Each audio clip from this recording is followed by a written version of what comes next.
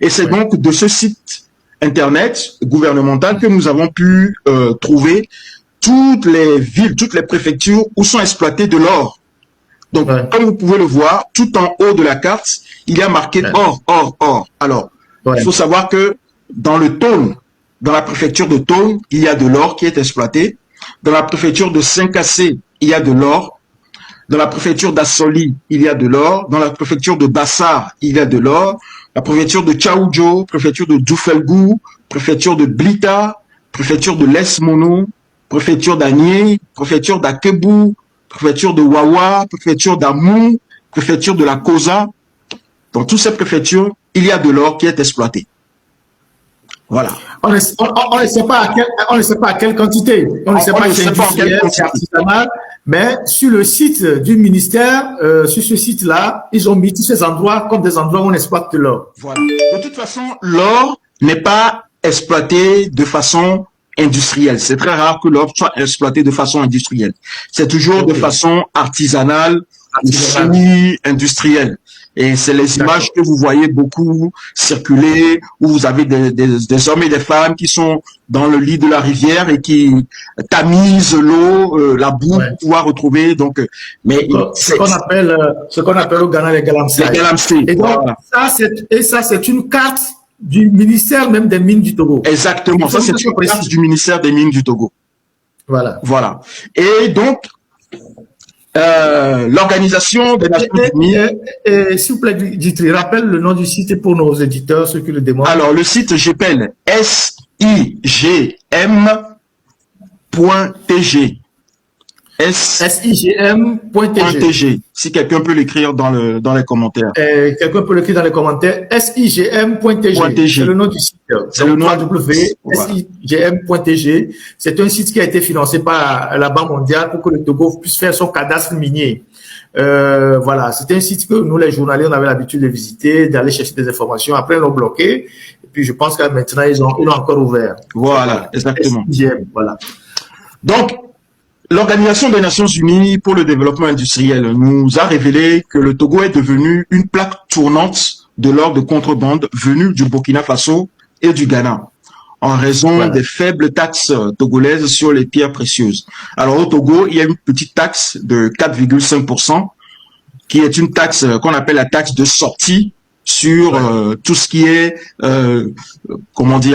trafic légal de l'or. De l'or. Mais l'or qui part du Togo n'est pas seulement togolais. C'est ce que cette carte et ce que le rapport de l'ONU nous dit. Mais il profite à des réseaux privés et non à l'État togolais, ni aux États de provenance. C'est-à-dire que l'argent dont on va parler ici ne rentre ni dans la caisse publique togolaise, ni dans la caisse publique du Burkina Faso, ni dans la caisse publique du Ghana. C'est de l'argent qui est issu de la contrebande de l'or. Et il faudrait que les gens le comprennent très bien. Voilà. Donc, selon les données internationales, entre 2005 et 2023, donc la date vous dit quelque chose, 2005 et 2023, le Togo a exporté au total 151 tonnes d'or. C'est l'image suivante. Oui, la troisième image, s'il vous plaît, technique. Donc, le Togo a exporté, là, voilà, ça c'est l'image, pardon, l'image précédente, vous pouvez revenir dessus rapidement, s'il vous plaît. Voilà, ça c'est la carte que j'ai un peu, essayé de zoomer ça, c'est le point névralgique où on exploite de l'or. Exactement. On a essayé de le mettre en exergue pour que vous voyez les endroits spécifiques où on exploite de l'or selon la carte même du ministère, comme vous pouvez retrouver sur le site sigm.tg, où vous avez les villages, les villes, les localités où on exploite de l'or au Togo. Et ça, c'est une carte officielle. Et vous avez aussi l'uranium un peu partout sur l'ensemble du territoire, uranium, diamant, or, tout ça. Donc, vous pouvez retrouver cette carte-là et voilà. Et je pense même qu'il y a beaucoup de personnes qui sont dans ces localités qui ne savent même pas qu'il y a de l'or qui sort de leur pays. Ah oui, il y a beaucoup de gens qui sont dans ces localités qui ne savent pas qu'on exploite de l'or dans ces zones. Voilà, et vous allez voir que en plus de l'or, on a plusieurs autres minéraux, notamment l'uranium, le cuivre, la chromite, le diamant, le fer, Donc, on a beaucoup de choses qui sont exploitables ou exploitées au Togo. Donc, si on peut descendre sur l'image suivante. Donc, ça, c'est l'image dont je vous ai parlé tout à l'heure concernant les trafics avec les Émirats arabes unis. Depuis 2006 jusqu'à 2023, le Togo a exporté plus de 112 tonnes vers les Émirats arabes unis. Rien que pour les Émirats arabes unis. Là, on a isolé que les rapports, les échanges avec les Émirats arabes unis. 112 tonnes pour un montant total de 5,8 milliards de dollars, soit 3 266 milliards de francs CFA. Je répète. Presque la dette du Togo. 3 266 milliards, exactement. Presque la dette du Togo, mais c'est quasiment 3 ans de budget de l'État togolais. 3 ans de budget de l'État togolais, sans les dons et sans les prêts. Voilà. Donc, en 20 ans, de 2005 à 2023, 2006 à 2023, le Togo a exporté 112 tonnes d'or vers les Émirats arabes unis. Je précise. Voilà. Ça, c'est que le transport. Voilà. Pour 5,8 millions de dollars. Milliards de dollars. Milliards de dollars. Donc, ça fait 3,266 milliards de francs CFA. Énorme. Énorme. Très énorme. Mais l'image suivante, on va voir ce que toute l'exportation nous a rapporté, en tout cas a rapporté à certaines personnes. Entre 2005 et 2023, là, cette fois-ci, c'est 151 tonnes qui ont été exportées vers l'extérieur. Alors, dedans, on a des pays comme le Liban, on a des pays comme la France y est, on a la Suisse, la Turquie, les États-Unis. Alors, la Turquie, la France, la Suisse, c'est les petits, voilà, c'est pas les plus gros clients, mais les plus gros clients, jusqu'en 2016, le plus gros client, c'était le Liban. Mais j'imagine qu'après la chute de comment il s'appelait l'ancien premier ministre la Sisi c'était en 2016 non ou 2015. Dès sa chute, on a vu que le flux a complètement changé à partir de 2012.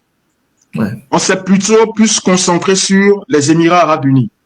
Donc, on a eu donc 151 tonnes, voilà, et pour un montant de 4 185 milliards de francs CFA. Là, cette fois-ci, on peut la comparer à la dette publique du Togo.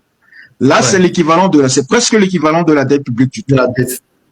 C'est-à-dire que en 20 ans, il y a l'équivalent de notre dette qui est sortie, qui a disparu, que des intérêts privés, que des personnes ont touché, d'accord, et sur lesquels l'État n'a perçu aucune taxe. Donc cet argent est quelque part sur des comptes bancaires de quelques personnes. Voilà. Sachant que, normalement, tout le trafic de l'or, normalement, est payé en dollars. C'est-à-dire que quand les Émirats arabes unis payent ces genres de quantités, ces quantités d'or, oui, voilà, elle ne les règle pas en CFA directement. Elle va le régler en dollars. Donc, les dollars, là, je ne pense pas qu'elles sont entassées sur un compte bancaire au Togo. D'accord? Ça, c'est clair. C'est nécessairement sur des comptes étrangers. C'est clair. Notamment des comptes aussi bien aux Émirats arabes unis que dans les autres pays aux alentours, notamment le Sultanat d'Oman ou l'Arabie Saoudite. L'Arabie Saoudite, Dubaï, Singapour, Milan, tout ça. Ils acheminent les fonds partout. Voilà. C'était l'intérêt. C'était pour cette raison que j'ai insisté tout à l'heure sur les relations entre le Togo et certaines personnes, entre certaines personnes au Togo et les Émirats arabes unis. C'est parce que l'argent perçu en contrepartie de cette contrebande de l'or, c'est en dollars, c'est en devises que cet argent est perçu. Ce n'est pas en CFA. Ouais. D'accord? Donc cet argent dort quelque part sur des comptes étrangers. Peut-être très peu ont été échangés contre des CFA et sont rapatriés au Togo, mais la plupart dort sur des comptes étrangers. Donc il faut suivre les personnes qui se déplacent régulièrement à l'étranger pour comprendre l'intérêt qu'ils ont à aller là-bas. Donc, malgré les 4 185 milliards de francs CFA générés par l'or en 20 ans, on ne remarque pas dans les comptes publics de l'État des traces de recettes proportionnelles à ces montants-là. Et c'est précisément ce que le rapport de l'ITIE 2022 nous dévoile.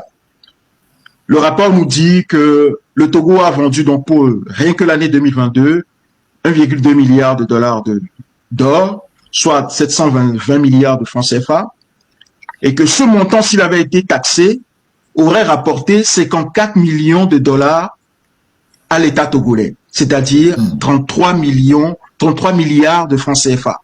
Rien que pour une année. Rien que pour une année, si l'or là avait été appréhendé, l'État aurait pu toucher 33 milliards de francs CFA. Rien que pour une année. Juste pour la taxe de sortie. C'est-à-dire que là, on ne taxe même pas l'activité, on ne taxe même pas encore les sociétés, l'activité qu'ils font et tout. Non. On taxe juste le fait que l'or traverse la frontière. D'accord? Donc, 33 milliards de francs CFA de pertes en un an. Quand on multiplie ça par 20, ça fait énormément d'argent. Ça fait énormément d'argent. 33 milliards de francs CFA. Et qui a intérêt à ce que tous ces fonds échappent au trésor? Quelqu'un certainement au Togo. Quelqu'un certainement au Togo, parce que je ne pense pas que... Alors, j'y viens. Alors, les 33 milliards, c'est vrai, ça fait 11 fois le budget du ministère de la Culture qu'on a vu la dernière fois, et c'est quasiment le budget du ministère de l'Enseignement supérieur. D'accord. Voilà. Maintenant, par rapport à la question que tu viens de poser, quand le l'ITIE a demandé au commissariat des douanes et des impôts directs, donc c'est l'OTR, et la direction générale des mines, quand il leur a demandé, les a interrogés sur cette exportation d'or, ces deux administrations ont tout simplement nié l'existence d'exportation d'or au Togo. Ils ont tout simplement dit qu'ils ne sont pas au courant qu'il y a des exportations d'or au Togo.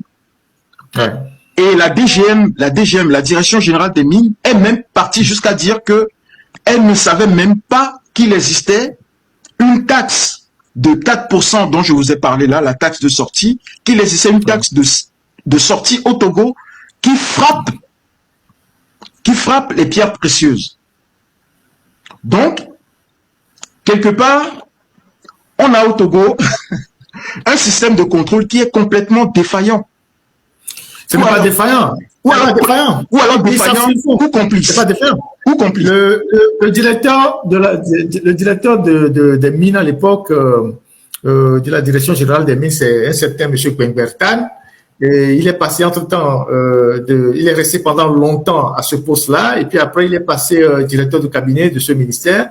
Et c'est un ministère souvent qui a été contrôlé directement par Faure Gnassingbé lui-même, et accessoirement par Barké, et les réseaux des Damipi, tout ça. C'est ces gens-là qui, autour de Faure, contrôlaient vraiment ce ministère depuis 20 ans. Donc, l'OTR sait très bien qu'il y a des quantités d'or qui quittent le Togo, mais l'OTR ne peut pas se mêler de cette histoire-là parce que c'est une histoire assez sensible qui est gérée depuis le haut sommet de l'État. Donc voilà ce que moi je pense. C'est un système. Donc, dans ce système-là, vous avez Barké, vous avez Danipi, vous avez Faure lui-même au centre, vous avez Gbenbertan, tous ces gens-là. Je ne sais plus si Gbenbertan est encore là-bas. Je pense qu'il est passé directeur de cabinet, s'il n'est pas député maintenant.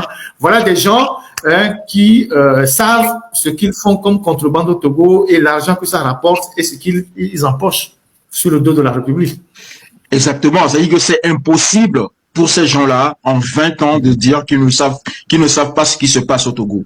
D'autant plus que nous avons un rapport de l'ONG Suicide, dont on a déjà parlé, qui nous dit que cet or qu'on a constaté là, dont on a constaté le trafic illégal, cet or arrive au Togo par voie terrestre, mais qu'il sort du Togo par avion et qu'il va à Dubaï par avion. Oui.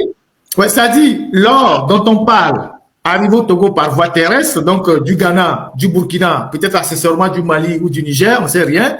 Mais pour ressortir du Togo, l'or repart du Togo par les voies aériennes. Donc, l'or sort par le cordon douanier. Par le cordon douanier. Donc, il y a des contrôles à l'aéroport. Quand l'or quitte le Togo pour Dubaï, l'or part par l'aéroport, donc par Éthiopienne, certainement, parce que c'est Éthiopienne qui fait la liaison Lomé-Addis Dubaï.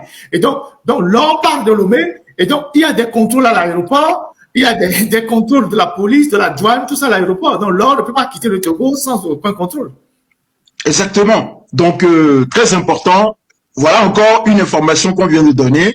Il est important que nos amis, les douaniers, s'ils ont un minimum de conscience professionnelle, qu'ils non, dites-le, il faut pas les interpeller. Eux, ils ne feront rien. Eux, ce sont des exécutants. Si quelqu'un passe à la frontière aérienne avec une mallette d'or, le douanier ne dira rien parce que cette personne-là, on va lui donner un sauf-conduit. Donc, il va passer directement. Le douanier ne va même pas fouiller sa valise, il dira rien. Parce que l'ordre est venu d'en haut de laisser passer la personne. C'est comme ça que ça se passe. Donc, ces douaniers-là, qui sont à l'aéroport, ces policiers, eux, n'en sont absolument pour rien. À la limite, si tu ne fais pas attention, tu veux fouiller une valise, on va t'arrêter. Donc, eux, ils connaissent. Et puis, à l'aéroport, ils savent par où ces valises passent. Certainement VIP. Donc, on sait que dans cette valise, il n'y a pas de contrôle, la valise monte directement dans l'avion.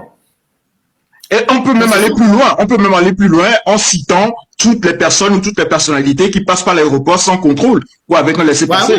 Et souvent, c'est des personnalités. Tu sais il n'y a pas que seulement de l'or qui passe par le Togo. Il y a le diamant, je disais la dernière fois, qui vient de la Sierra Leone par des vols d'une compagnie que je ne vais pas citer ici régulièrement, et de Lomé, ce diamant repart ailleurs. Peut-être que les États-Unis ont toutes ces informations, c'est pour ça qu'ils classent le Togo sur la liste des États voyous.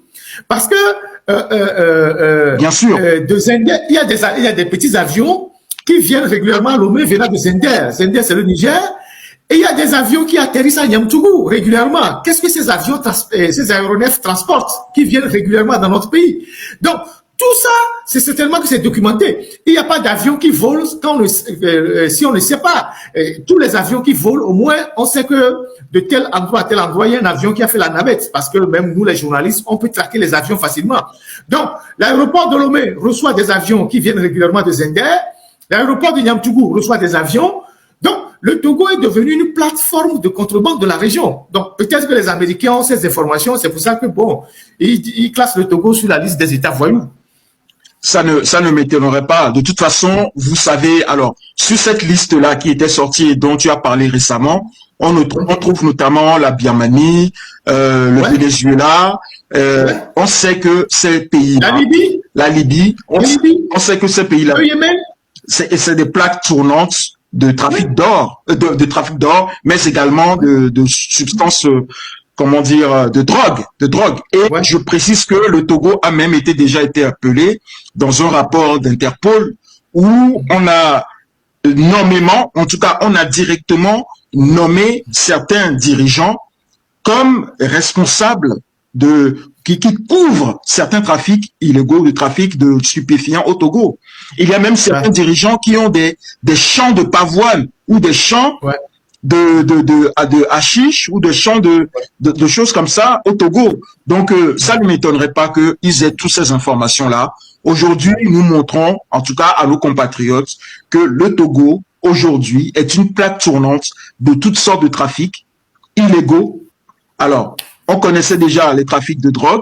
Aujourd'hui, vous savez que le Togo aussi, une plaque tournante du trafic illégal d'or. Voilà. Maintenant, on va ajouter maintenant l'uranium.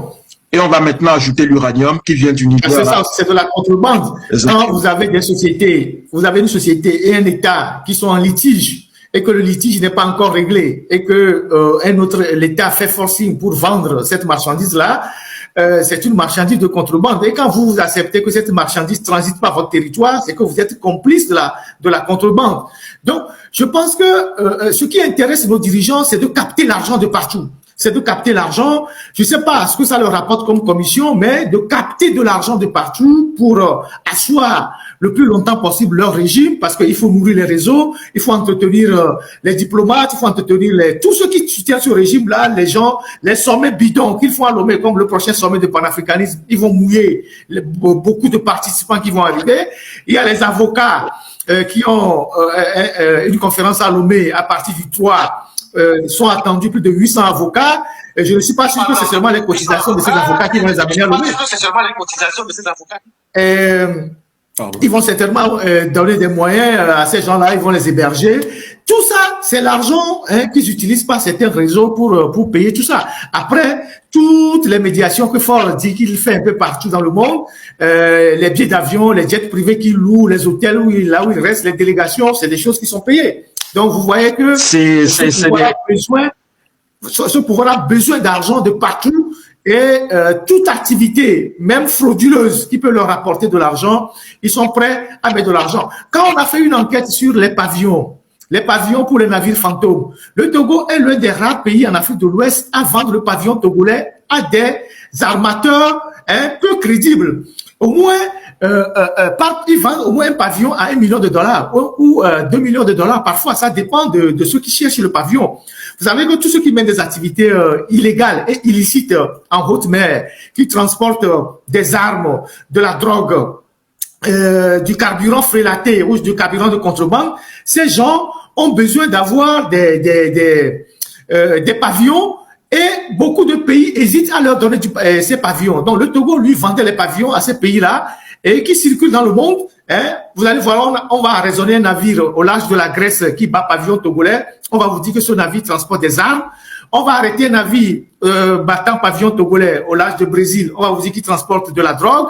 Et donc, tous ces pavillons sont vendus.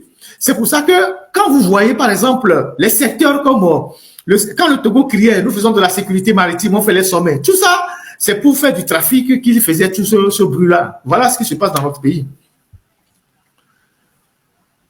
Alors, on va conclure. Alors, c'est non seulement du trafic, mais aussi un circuit, un schéma de blanchiment d'argent, blanchiment d'argent international. Donc, voilà, pour conclure, donc, on vient de vous montrer aujourd'hui les circuits de trafic illégal d'or, mais également de trafic de phosphate non déclaré. Donc, j'espère aujourd'hui que vous allez pouvoir prendre conscience de tout cela, ceux qui nous écoutent, et essayer d'interpeller votre conscience et sortir massivement le 8 prochain. Moi, je veux toujours rappeler ça. Je veux aussi dire aux nôtres que tout ce que nous vous exposons ici, ce ne sont pas, comment dire, des choses fortuites. C'est pas comme si c'est quelque chose qui est arrivé au hasard. Ce sont des choses calculées, bien réfléchies, bien pensées, par les personnes qui sont en place, qui sont au pouvoir et qui maîtrisent ces circuits illégaux-là. Ils savent très bien ce qu'ils font. S'ils s'enrichissent, ils savent très bien qu'ils le font sur le dos de la misère des Togolais. Donc aujourd'hui, il est important, maintenant que nous savons tout cela, que nous nous levons pour dire un stop à tout ce qui se passe. Il n'est pas normal que dans un pays où on peine à avoir des écoles dignes de ce nom, des routes dignes de ce nom, des marchés dignes de ce nom, on est presque 4 fois le budget de l'État qui est exporté en Arabie Saoudite ou aux Émirats Arabes Unis. Ces gens-là n'ont pas besoin d'argent. Sincèrement, vous croyez que les Émirats Arabes Unis ont besoin nécessairement de l'or du Togo pour vivre? Ils sont déjà très très riches. Alors nous, ce que nous pouvons faire, c'est nous lever et exiger que toute cette richesse-là qui fuit le pays soit restituée au pays, tout d'abord, et deuxièmement, que cette richesse reste désormais au pays et profite au pays. Ce n'est pas trop dire que de dire que le phosphate doit bénéficier aux Togolais d'abord. Ce n'est pas trop dire que d'affirmer que l'or doit profiter, l'or togolais doit profiter aux Togolais d'abord. Alors, est-ce qu'il y a besoin de le répéter? Je ne pense pas. Aujourd'hui, ce que les gens disent, c'est qu'ils ont besoin de preuves. Vous avez aujourd'hui avec le journaliste émérite qu'est notre grand frère Ferdinand Ité, suffisamment d'informations pour vous faire votre propre opinion sur ce qui se passe réellement au Togo. On ne peut plus, on n'a plus à vous le démontrer. Mais nous sommes disponibles, nous sommes disposés à mettre ces informations à la disposition de ceux qui veulent les lire. Par exemple, les données qu'on a extraites de l'OEC